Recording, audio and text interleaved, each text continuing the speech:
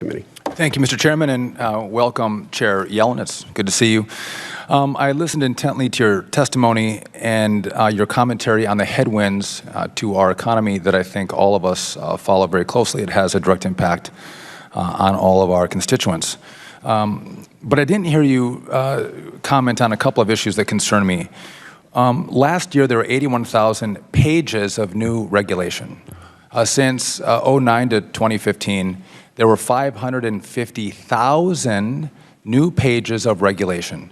Would you consider that a headwind for economic growth?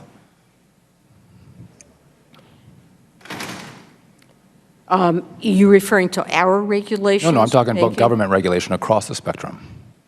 I hope you don't have 550,000 new pages of regulation at the Fed, but I don't think we do. No, I don't think you do either. We do have a lot. additional regulations. We certainly do.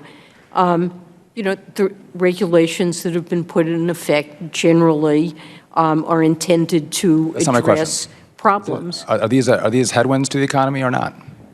It's very hard to quantify the extent to which regulation is a headwind. But it would be a headwind?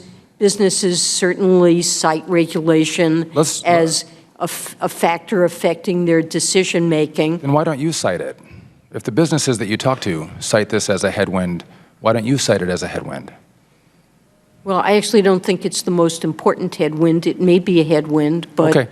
And how about the U.S. corporate tax rate, 39.1%.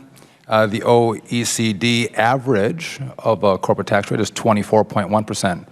We pay 15% more in corporate taxes. That's 15% less money that goes into wages and economic development, research and development. Do you see that as a headwind? Well, I think it's widely agreed that there could be constructive changes to the corporate tax system. I have an individual